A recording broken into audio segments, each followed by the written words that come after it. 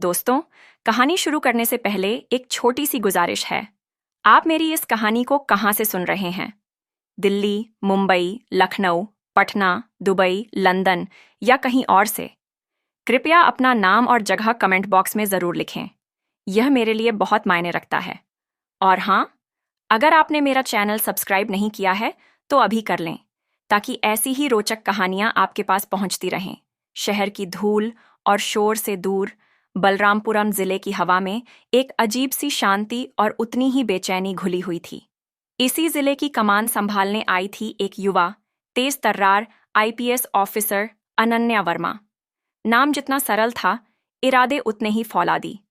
उनके आने की खबर से पुलिस डिपार्टमेंट में जितनी हलचल थी, उससे कहीं ज्यादा उम्मीदें जिले के आम लोगों की आंखों में तैर रही थीं। अनन्या ने अपना चार्ज संभाला, पहली मीटिंग ली, फाइलों के ढेर को खंगाला और जिले की नब्ज समझने की कोशिश शुरू की। सब कुछ सामान्य सा लग रहा था, छोटी मोटी चोरियां, जमीनी विवाद, आपसी झगड़े। लेकिन अनन्या को पता था कि जो सतह पर दिखता है, असली तूफान अक्सर उसके नीचे ही पलता है। एक हफ्ता ही बीता था। एक शाम, जब वह अपने ऑफिस से निकलने वाली थी, एक चपरासी ने उसे एक लिफाफा थमाया। उस पर कोई नाम पता नहीं था, बस एएसपी साहिबा लिखा था। अनन्या ने लिफाफा खोला। अंदर एक चिट्ठी थी, जिसकी लिखावट टेढ़ी मेढ़ी थी, जैसे लिखने वाला बहुत डरा हुआ हो या अनपढ़ हो। चिट्ठी में लिखा था, मैडम जी, हम किशनपुर गांव के गरीब मजदूर हैं। सरकार की मनरेगा योजना में महीनों से काम कर रहे हैं। तालाब खोदा, सड़क बनाई, लेकिन हमें हमारी मजदूरी नहीं मिली। प्रधान रामलाल यादव से जब भी पैसे मांगते हैं, वह कहता है कि ऊपर से बजट नहीं आया। लेकिन हमें पता चला है कि पैसा तो कब का आ चुका है। वह हमारे हिस्से का पैसा खा रहा है। उसके गुंडे हमें धमकाते हैं कि अगर शिकायत की तो जान से मार देंगे। मैडम, हमारे बच्चे भूखे सो रहे हैं। आप हमारी आखिरी उम्मीद हैं। हमें बचा लीजिए। नीचे कोई नाम नहीं था। अनन्या ने चिट्ठी को बार बार पढ़ा। हर शब्द उसके दिल में तीर की तरह चुभ रहा था। गुस्सा था उस प्रधान पर, जो गरीबों का हक मार रहा था, और बेबसी थी उन मजदूरों के लिए, जो इतने डरे हुए थे कि अपना नाम तक नहीं लिख सके। उसने अपने सबसे भरोसेमंद इंस्पेक्टर राकेश मिश्रा वन को बुलाया। मिश्रा एक अनुभवी और समझदार अफसर था। अनन्या ने लिफाफा उसकी ओर बढ़ाया और कहा, मिश्रा, इसे पढ़ो। मिश्रा ने चिट्ठी पढ़ी और उसके चेहरे पर चिंता की लकीरें उभर आईं। मैडम, यह गंभीर मामला है। रामलाल यादव बहुत रसूख वाला आदमी है। उसके तार बड़े बड़े नेताओं से जुड़े हैं। अगर हम सीधे जांच शुरू करेंगे तो वह सबूत मिटा देगा और गवाहों को डरा देगा। कुछ हाथ नहीं लगेगा। अनन्या खिड़की के पास जाकर खड़ी हो गई। बाहर अंधेरा छा रहा था। उसने कुछ देर सोचा, फिर पलटकर बोली, मिश्रा, तुम ठीक कह रहे हो। सीधे तरीके से यह मगरमच्छ पकड़ में नहीं आएगा। इसके लिए जाल बिछाना होगा, ऐसा जाल कि उसे भनक तक न लगे। मिश्रा ने हैरानी से पूछा, कैसा जाल मैडम? अनन्या की आंखों में एक चमक थी। उसने कहा, इस बार जांच कोई पुलिस टीम नहीं करेगी, मैं खुद करूंगी। क्या समझा नहीं मैडम? आप कैसे करेंगी? अनन्या मुस्कुराई, एक ऐसी मुस्कान जिसमें तूफान का संकेत था। एक मजदूर बनकर। मिश्रा के होश उड़ गए। क्या मैडम, आप जिले की एसपी हैं। आपकी जान को खतरा हो सकता है। यह पागलपन है। पागलपन नहीं मिश्रा, यह जरूरत है। अनन्या का लहजा अटल था। उन लोगों का भरोसा जीतना होगा। उनके बीच रहकर उनकी तकलीफ को महसूस करके ही सच्चाई बाहर लाई जा सकती है। अगर वर्दी पहनकर जाऊंगी तो वे डर के मारे मुंह नहीं खोलेंगे। मुझे अंजलि बनना होगा, एक बेबस मजदूर जो 2 वक्त की रोटी की तलाश में है। मिश्रा जानता था कि अब मैडम को कोई नहीं रोक सकता। उसने बस इतना कहा, हुक्म दीजिए मैडम, क्या करना है? साधारण कपड़ों का इंतजाम करो, और हाँ, इस ऑपरेशन के बारे में सिर्फ तुम्हें और मुझे पता होना चाहिए।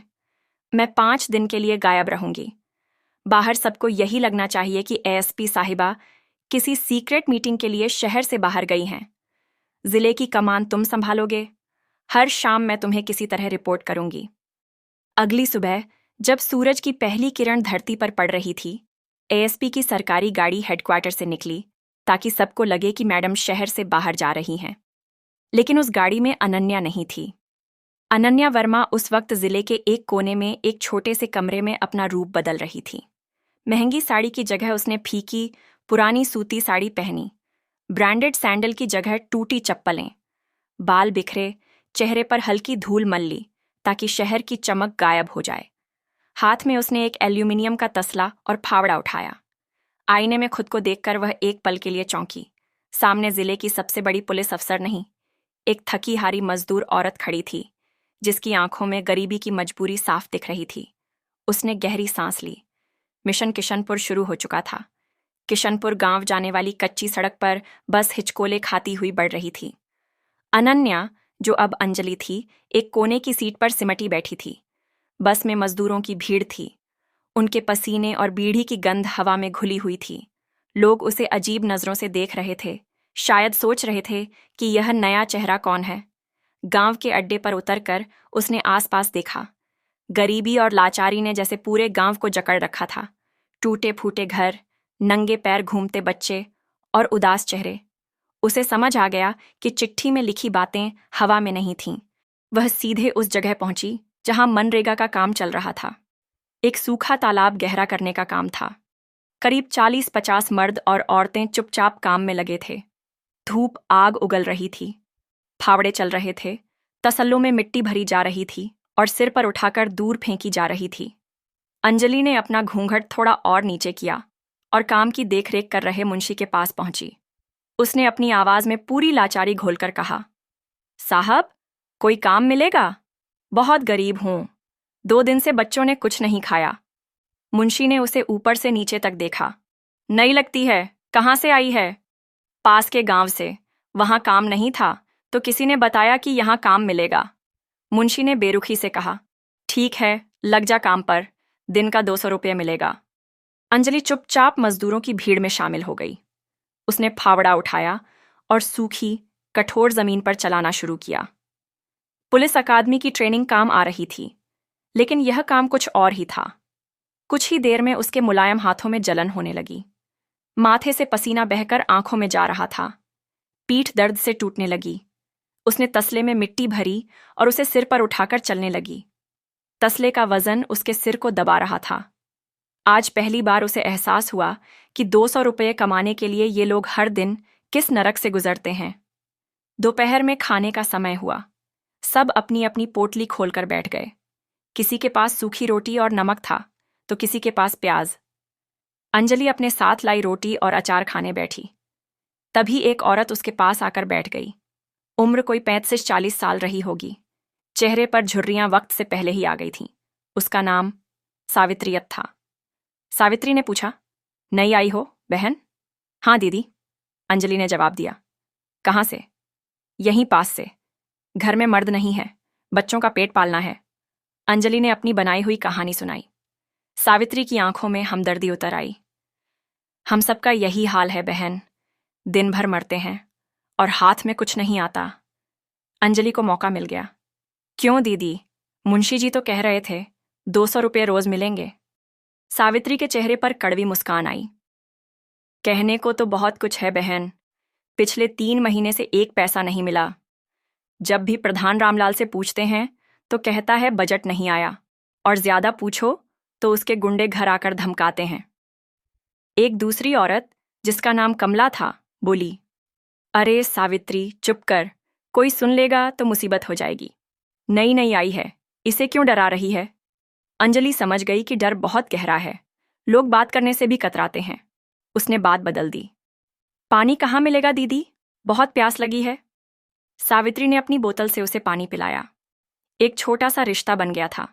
पहला दिन खत्म हुआ। शाम को मुंशी ने सबकी हाजिरी लगाई और कहा, पैसे जब आएंगे तब मिल जाएंगे, अभी जाओ सब। लोग बुझे मन से अपने अपने घरों की ओर चल दिए। अंजलि के हाथों में छाले पड़ चुके थे। बदन के हर हिस्से में दर्द था। उसने गांव के बाहर बने एक पुराने मंदिर के चबूतरे पर रात गुजारने का फैसला किया। जैसे ही वह लेटी, दिन भर की थकान और उन मजदूरों के चेहरे उसकी आंखों के सामने घूमने लगे। वर्दी में बैठकर गरीबों के लिए योजनाएं बनाना कितना आसान होता है और उस गरीबी को जीना कितना मुश्किल। आज उसे यह समझ आ रहा था। अगले 2 दिन भी ऐसे ही गुजरे। अंजलि रोज सुबह काम पर जाती, सबके साथ मिट्टी ढोती और धूप में तपती। अब उसके हाथ कठोर हो गए थे। और बदन को भी इस दर्द की आदत होने लगी थी। वह जानबूझकर सबसे ज्यादा काम करती ताकि लोग उसे मेहनती समझें, जासूस नहीं। वह कम बोलती, ज्यादा सुनती। धीरे धीरे सावित्री और दूसरी औरतें उससे बात करने लगीं। वह उनके दुख दर्द सुनती, उनके बच्चों के बारे में पूछती। अपनी थोड़ी सी जमा पूंजी से उसने किसी बच्चे के लिए बिस्किट खरीदे तो किसी बूढ़ी अम्मा के लिए दर्द की दवा। इन छोटी छोटी चीजों से वह उनके करीब आ रही थी। खासकर सावित्री से उसकी अच्छी दोस्ती हो गई थी। सावित्री ने बताया कि उसका पति कुछ साल पहले बीमारी में मर गया था। अब वह अकेली ही अपने 2 बच्चों और बूढ़ी सास का पेट पाल रही थी। तीसरे दिन एक घटना घटी। काम के दौरान प्रधान रामलाल यादव अपनी चमचमाती जीप में वहां आया। वह जीप से उतरा नहीं, अंदर ही बैठा रहा। उसके साथ 2 गुंडे जैसे लोग थे। मुंशी भागकर उसके पास गया और सिर झुकाकर खड़ा हो गया। रामलाल ने शीशा नीचे करके चिल्लाया, काम ठीक से करवाओ, समझे? कोई बहानेबाजी नहीं सुनूंगा। फिर उसकी नजर मजदूरों पर पड़ी। उसकी आंखों में नफरत और घमंड साफ झलक रहा था। एक बूढ़े मजदूर ने हिम्मत करके पूछा, मालिक, पैसे कब मिलेंगे? घर में फाके पड़े हैं। रामलाल हंसा, जब मिलेंगे तब दिया जाएगा। ज्यादा होशियारी मत करो, नहीं तो जो काम मिल रहा है वह भी छीन लूंगा। चुपचाप काम करो सभी। जीप धूल उड़ाती हुई चली गई। सबके चेहरों पर गुस्सा और लाचारी एक साथ तैर रहे थे, लेकिन कोई कुछ बोला नहीं। सब चुपचाप अपने काम में लग गए। उस रात जब अंजलि मंदिर के चबूतरे पर सोने की तैयारी कर रही थी, सावित्री चुपके से उसके पास आई। उसकी आंखों में आंसू थे। अंजलि ने पूछा, क्या हुआ दीदी? सावित्री फफक कर रो पड़ी। मेरी छोटी बेटी को कल रात से तेज बुखार है। डॉक्टर को दिखाने के लिए पैसे नहीं हैं। आज प्रधान से उम्मीद थी, लेकिन वह तो जानवर है, उसे हम पर जरा भी तरस नहीं आता। अगर मेरी बच्ची को कुछ हो गया तो मैं क्या करूंगी? अंजलि का दिल कांप गया।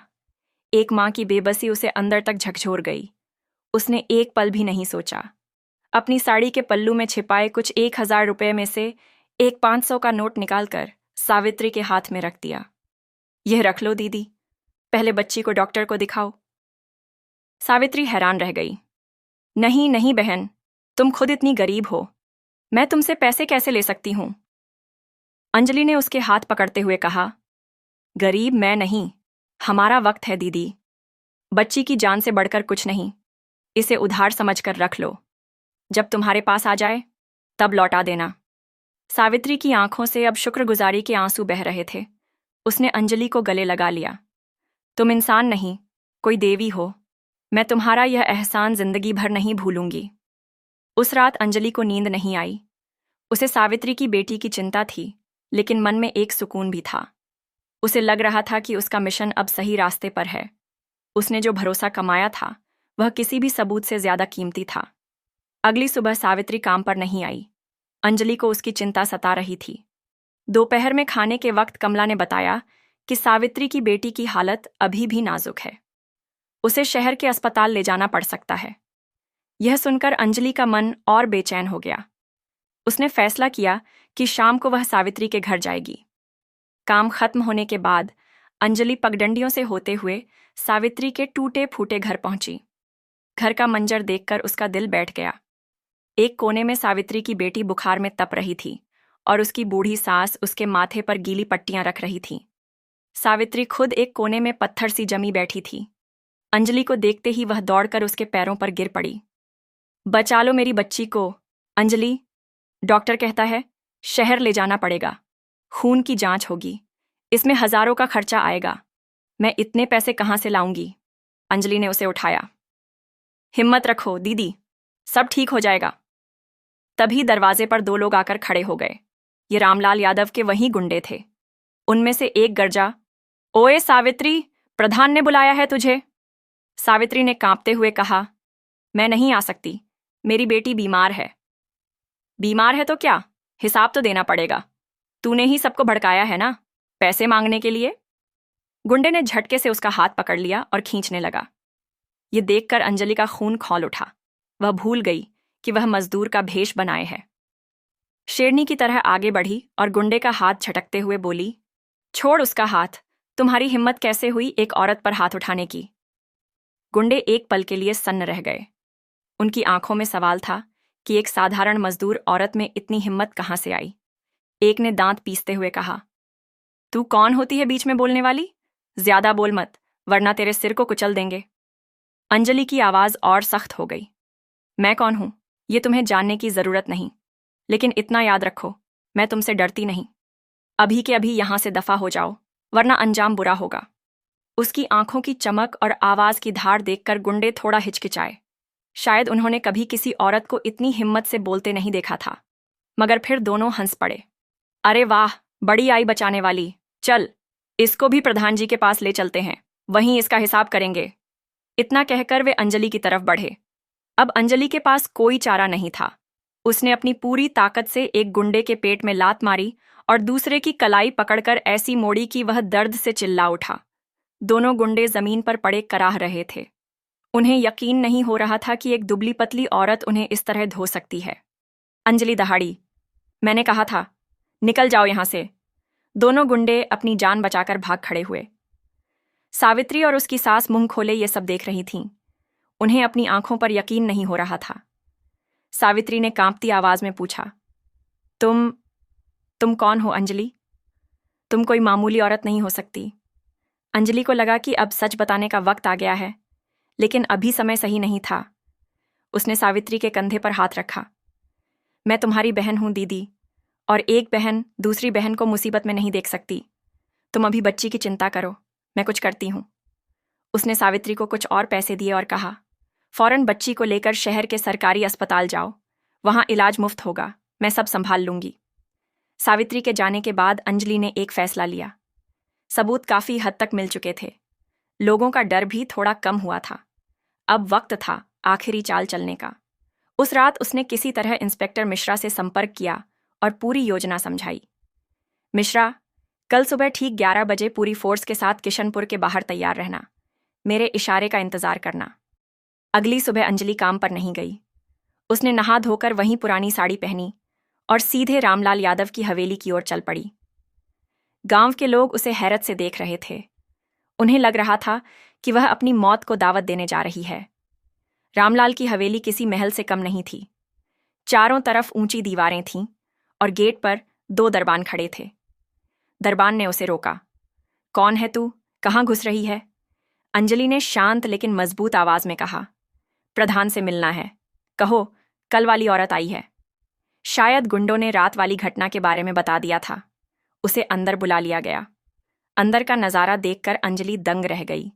आलीशान सोफे, बड़ा टीवी, कीमती सजावट का सामान, यह सब गरीबों के खून पसीने की कमाई से बना था। रामलाल यादव बीच वाले सोफे पर किसी राजा की तरह बैठा था। उसके आसपास उसके गुंडे खड़े थे। रामलाल ने उसे घूरते हुए कहा, तो तू है वो? बड़ी हिम्मत है तुझमें, मेरे आदमियों पर हाथ उठाया। अंजलि ने बिना डरे जवाब दिया, हिम्मत तो तुम्हारी है प्रधान, जो इन गरीबों की मजदूरी खाकर डकार तक नहीं लेते। रामलाल और उसके गुंडे ठहाका मारकर हंस पड़े। रामलाल ने अपनी मूंछों पर ताव देते हुए कहा, देख, जबान बहुत लंबी है तेरी, एक मजदूर होकर मुझसे सवाल करेगी। लगता है तुझे पता नहीं मैं क्या चीज हूं। अंजलि ने कहा, मैं सब जानती हूं तुम क्या चीज हो। तुम एक चोर हो, एक धोखेबाज, जो इन बेबस लोगों का हक मार रहा है। मैं आज यहां एक ही बात कहने आई हूं, इन सब की पाई पाई लौटा दो। रामलाल का चेहरा गुस्से से लाल हो गया। वह अपनी बेइज्जती बर्दाश्त नहीं कर पा रहा था। लड़कों, इस औरत को इतना मारो कि यह अपनी आवाज ही भूल जाए, और फेंक दो इसे गांव के बाहर, ताकि कोई और हिम्मत न कर सके मुझसे सवाल पूछने की। गुंडे उसकी तरफ बढ़े। अंजलि अपनी जगह से 1 इंच भी नहीं हिली। उसके चेहरे पर डर का कोई निशान नहीं था। उसने अपनी आवाज को थोड़ा बदलते हुए कहा, मैंने तुम्हें एक मौका दिया था रामलाल, लेकिन तुम जैसे लोग सीधी भाषा नहीं समझते। उसकी आवाज अब एक आम मजदूर की नहीं, बल्कि एक रोबदार अफसर की थी। उसने धीरे से अपने सिर से घूंघट हटाया। एक पल के लिए कमरे में सन्नाटा छा गया। रामलाल और उसके गुंडों ने उसे ध्यान से देखा। उन्हें अपनी आंखों पर यकीन नहीं हुआ। ठीक उसी पल हवेली के बाहर पुलिस की गाड़ियों के सायरन गूंजने लगे। इंस्पेक्टर मिश्रा के नेतृत्व में पूरी फोर्स ने हवेली को चारों तरफ से घेर लिया। कमांडो गेट तोड़कर अंदर घुस आए। रामलाल और उसके गुंडों के तो जैसे प्राण ही सूख गए। उनके हाथ पैर कांपने लगे। जिस औरत को वे एक मामूली मजदूर समझ रहे थे, वह उनके सामने आईपीएस अनन्या वर्मा आमाज की वर्दी में खड़ी थी, जो उसने अपनी साड़ी के नीचे पहन रखी थी। बस ऊपर से साड़ी का पल्लू डाल रखा था। अनन्या की आवाज़ गरज रही थी। पहचाना मुझे? रामलाल यादव, मैं एसपी अनन्या वर्मा। पिछले 5 दिनों से मैं तुम्हारे गांव में एक मजदूर बनकर रह रही थी। मेरे पास तुम्हारे हर गुनाह का सबूत है। तुम्हारे खिलाफ धोखाधड़ी, सरकारी फंड का गबन और मजदूरों को धमकाने का केस दर्ज होगा। रामलाल उसके पैरों में गिर पड़ा। माफ कर दो मैडम जी, गलती हो गई। मैं सारे पैसे लौटा दूंगा। माफी अब तुम्हें कोर्ट में मांगनी पड़ेगी, अनन्या ने कहा और मिश्रा को इशारा किया। Arrest him. मिश्रा ने आगे बढ़कर रामलाल और उसके सभी गुंडों के हाथों में हथकड़ी डाल दी। ये खबर गांव में आग की तरह फैल गई। सारे मजदूर हवेली के बाहर जमा हो गए। जब उन्होंने रामलाल को हथकड़ियों में बाहर आते देखा तो उनकी आंखों में खुशी के आंसू आ गए। उन्होंने अनन्या को देखा, जो अब अपनी वर्दी में थी। लोग समझ ही नहीं पा रहे थे कि जो अंजलि उनके साथ 5 दिन से मिट्टी ढो रही थी, वह असल में जिले की सबसे बड़ी पुलिस अफसर थी। अनन्या ने माइक हाथ में लिया। आप लोगों को अब डरने की कोई जरूरत नहीं। आपका गुनहगार पकड़ा जा चुका है। आपकी मेहनत की कमाई का एक एक पैसा आपको वापस मिलेगा। यह मेरा वादा है। पूरा गांव एसपी मैडम जिंदाबाद के नारों से गूंज उठा। सावित्री भी अपनी बेटी के साथ वहां मौजूद थी। वह दौड़ कर आई और अनन्या के सामने हाथ जोड़कर खड़ी हो गई। दीदी, नहीं मैडम, हम आपको पहचान ही नहीं पाए। आपने हमारी जान बचा ली। अनन्या ने उसे गले लगा लिया। मैंने कुछ नहीं किया दीदी, ये सब आपकी हिम्मत का नतीजा है। बस याद रखना, कभी अन्याय के सामने सिर मत झुकाना। उस दिन के बाद किशनपुर गांव की तस्वीर बदल गई। सरकार ने सारे रिकॉर्ड जब्त किए। रामलाल की संपत्ति बेचकर मजदूरों का बकाया चुकाया गया। अनन्या वापस अपने ऑफिस लौट आई। फाइलों का ढेर अभी भी वहीं था। चुनौतियां अभी भी थीं, लेकिन आज उसके दिल में एक गहरा सुकून था। 5 दिन की मजदूरी ने उसे वह सिखा दिया था, जो शायद बड़ी बड़ी किताबें और ट्रेनिंग भी नहीं सिखा सकती थीं। किशनपुर अब पहले जैसा नहीं था। रामलाल यादव के जेल जाने के बाद गांव की हवा से डर का बोझ हट गया था। सरकारी खातों में अब मजदूरों के पैसे सीधे जमा होने लगे। सावित्री की बेटी स्कूल जाने लगी थी। उसने अपनी मेहनत की कमाई से घर की टूटी छत ठीक करवा ली थी। गांव के लोग जब भी अनन्या वर्मा का नाम लेते, उनकी आंखों में सम्मान और अपनापन झलकता था। अनन्या इस जीत से खुश थी, लेकिन संतुष्ट नहीं। वह जानती थी कि रामलाल जैसे लोग सिस्टम में सिर्फ छोटी मछलियां हैं। उनके पीछे बड़े मगरमच्छ बैठे हैं, जो अभी भी आज़ाद हैं। रामलाल को कुछ ही दिनों में जमानत मिल गई थी, क्योंकि उसके ऊपर बैठे ताकतवर नेता विधायक रमेश तिवारी ने पानी की तरह पैसा बहाया था। यह बात अनन्या को हर पल बेचैन करती थी। 6 महीने बीत गए। सब कुछ शांत लग रहा था। एक दिन अनन्या अपने ऑफिस में फाइलों में उलझी थी। तभी इंस्पेक्टर मिश्रा का फोन आया। उनकी आवाज में घबराहट थी। मैडम, अनर्थ हो गया। किशनपुर से थोड़ा दूर मोहनपुर गांव में जहरीली शराब पीने से 9 लोगों की मौत हो गई। 20 से ज्यादा लोग अस्पताल में हैं। हालत बहुत गंभीर है। अनन्या के हाथ से फाइल छूट गई। वह तुरंत खड़ी हो गई। क्या? ये सब कैसे हुआ? मैडम, गांव में कल रात किसी ने सस्ती देसी शराब की पेटियां बांटी थीं। सुबह होते होते लाशें बिछने लगीं। मैं अभी पहुंच रही हूं, कहकर अनन्या ने फोन काट दिया और अपनी टीम के साथ मोहनपुर के लिए निकल पड़ी। गांव का मंजर दिल दहला देने वाला था। हर तरफ रोने चीखने की आवाजें थीं। किसी ने पति खोया, किसी ने बेटा, तो किसी ने बाप। एक रात में कई औरतें विधवा हो गई थीं और बच्चे अनाथ।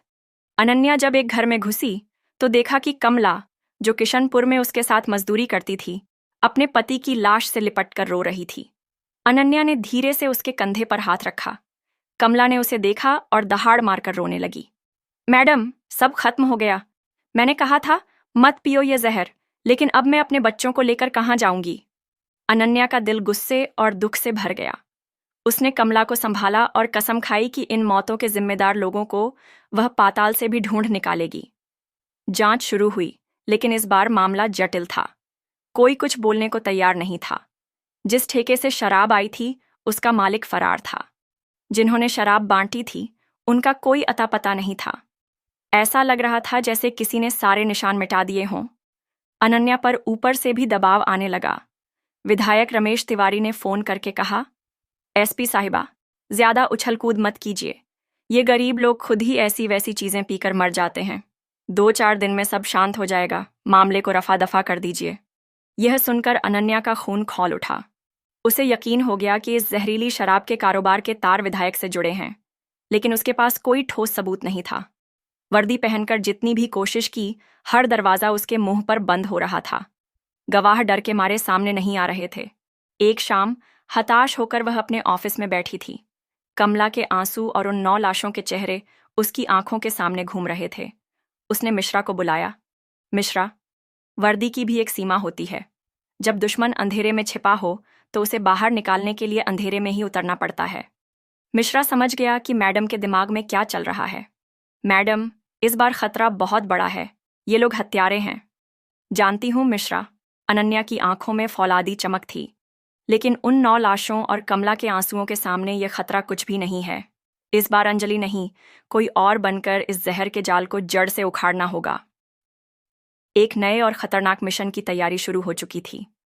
अनन्या ने पता लगाया कि अवैध शराब का सारा नेटवर्क जिले से गुजरने वाले नेशनल हाईवे के जरिए चलता है। ट्रकों में सामान के नीचे छुपाकर माल लाया और ले जाया जाता है। हाईवे पर बने ढाबे इन अपराधियों के मिलने और जानकारी साझा करने के अड्डे थे। उसने फैसला किया कि वह खुद एक ढाबा चलाएगी। 2 हफ्ते बाद हाईवे पर शहर से करीब 25 किलोमीटर दूर एक पुराना बंद पड़ा ढाबा फिर से खुल गया। ऊपर एक नया बोर्ड लगा था, सावित्री का ढाबा, घर जैसा खाना। इस ढाबे की मालकिन थी सुमन, यानी अनन्या वर्मा। उसने अपना हुलिया पूरी तरह बदल लिया था। सलवार कमीज, सिर पर दुपट्टा और चेहरे पर एक ऐसी गंभीरता जो दुनिया के थपेड़ों से आती है। उसकी कहानी थी कि वह एक विधवा है जो अपने छोटे भाई, एक युवा अंडरकवर कांस्टेबल का पेट पालने के लिए यह ढाबा चला रही है। इंस्पेक्टर मिश्रा इस मिशन में उसका बाहरी संपर्क था। वह एक ट्रांसपोर्ट कंपनी के मैनेजर के रूप में उससे मिलता ताकि किसी को शक न हो। शुरुआत में ढाबे पर इक्का दुक्का लोग ही आते थे। अनन्या अपने हाथ से खाना बनाती। उसके खाने में ऐसा जादू था कि जो एक बार आता वह दोबारा जरूर आता। धीरे धीरे उसका ढाबा ट्रक ड्राइवरों में मशहूर हो गया। रात के वक्त ढाबा महफिलों में बदल जाता। ड्राइवर खाना खाते, शराब पीते, कभी सरकारी ठेके की, कभी गैरकानूनी, और अपनी बातें साझा करते। अनन्या चुपचाप बर्तन साफ करती, खाना परोसती, लेकिन उसके कान हर बातचीत पर लगे रहते। एक रात 2 ड्राइवर आपस में बात कर रहे थे। यार, इस बार मालवा का रेट बहुत बढ़ गया है। हाँ भाई, सुना है तिवारी साहब इस बार चुनाव में कोई कसर नहीं छोड़ना चाहते। माल तगड़ा चाहिए। अनन्या के कान खड़े हो गए। मालवा अवैध शराब का कोड वर्ड था और तिवारी साहब का मतलब साफ था, विधायक रमेश तिवारी। लेकिन अब सवाल था कि इस नेटवर्क का सरगना कौन है। उसने मिश्रा को यह जानकारी दी। मिश्रा ने पता लगाया कि तिवारी का सबसे खास गुंडा मंगल बाइकर है, जो शराब का पूरा नेटवर्क संभालता है। अब अनन्या का अगला लक्ष्य था मंगल तक पहुंचना। कुछ दिन बाद देर रात एक काली जीप सावित्री के ढाबे पर आकर रुकी। उसमें से 4 लोग उतरे। बीच में एक भारी भरकम डरावनी शक्ल वाला आदमी था। उसे देखते ही ढाबे पर बैठे बाकी ड्राइवर चुप हो गए। अनन्या, जो अब सुमन थी, तुरंत समझ गई, यह मंगल है। मंगल ने एक बेंच पर बैठते हुए हुक्म दिया, ओए, खाना लगा और बढ़िया वाला लगाना। अनन्या चुपचाप खाना लेकर आई।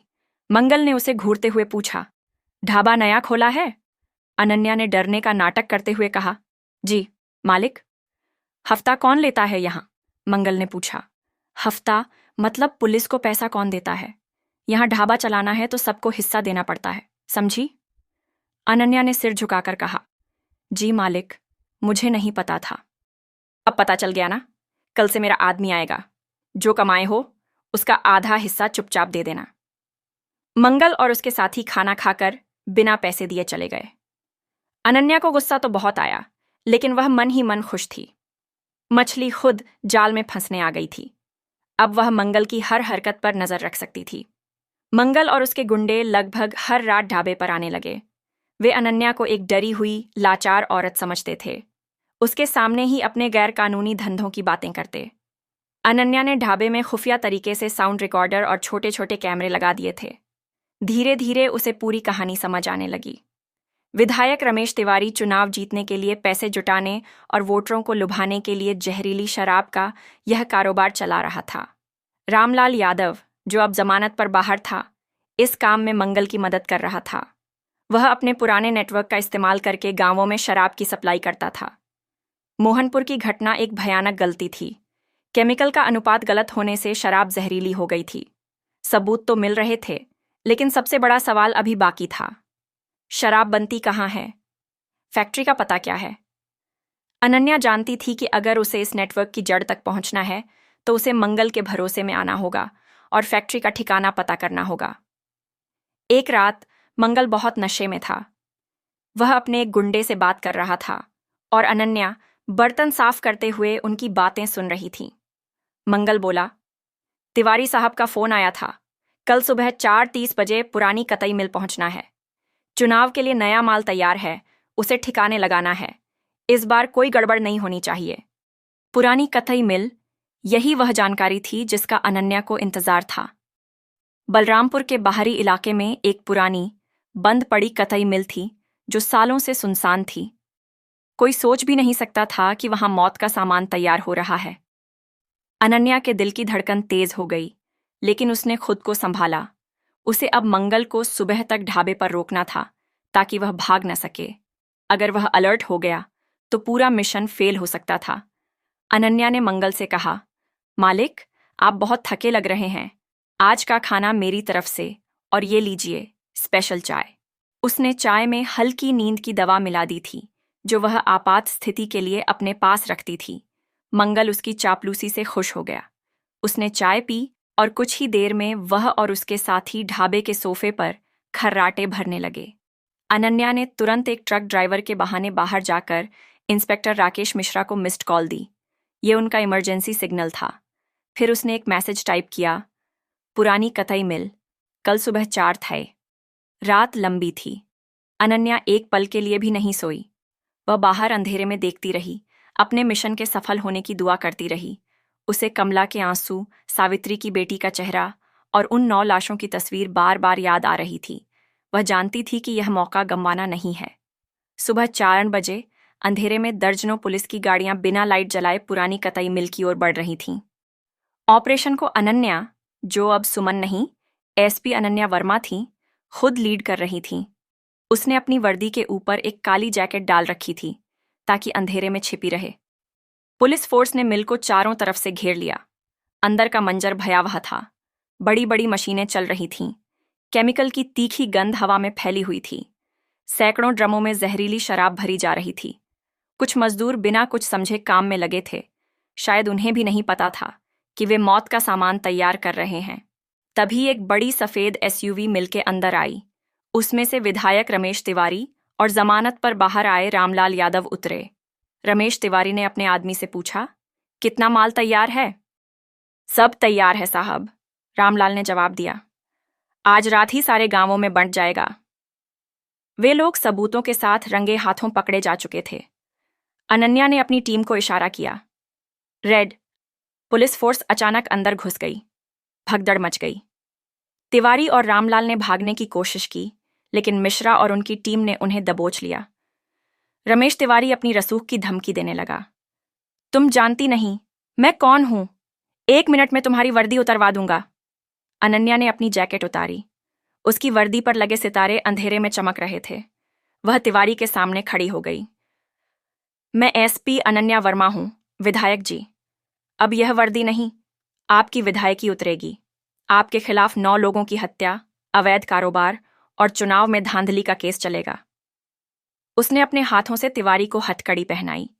रामलाल ने जब अनन्या को देखा तो उसके चेहरे का रंग उड़ गया। उसे यकीन नहीं हो रहा था कि वह दूसरी बार उसी अफसर के जाल में फंस गया। मिल से सैकड़ों ड्रम जब्त किए गए।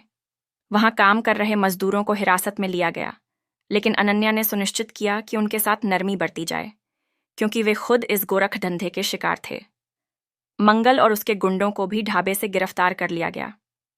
अनन्या ने अपने खुफिया कैमरों और रिकॉर्डर से सारी बातचीत और सबूत इकट्ठे कर लिए थे।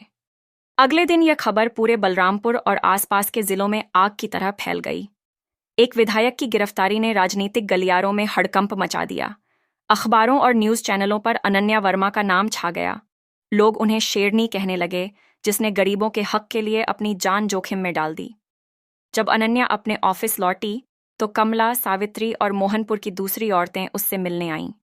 उनकी आंखों में अब आंसू नहीं, बल्कि एक नई उम्मीद और सुकून था। कमला ने हाथ जोड़कर कहा, मैडम, आपने हमारे पतियों के कातिलों को पकड़ लिया। हम आपका यह एहसान कभी नहीं भूलेंगे। अनन्या ने मुस्कुराते हुए कहा, यह मेरा फर्ज था कमला। अब अपने बच्चों को खूब पढ़ाना, ताकि उन्हें कभी यह दिन न देखने पड़े। सावित्री ने अपनी बेटी को गोद में उठाकर कहा, मैडम, मेरी बेटी आज आपके कारण जिंदा है। आप हमारे लिए भगवान से कम नहीं। अनन्या ने सावित्री को गले लगाया। तुम्हारी हिम्मत ने मुझे ताकत दी दीदी। ये जीत तुम सबकी है। किशनपुर और मोहनपुर के लोग अब डर से आजाद थे। सरकार ने सख्त कदम उठाए। अवैध शराब के ठिकानों पर छापे मारे गए।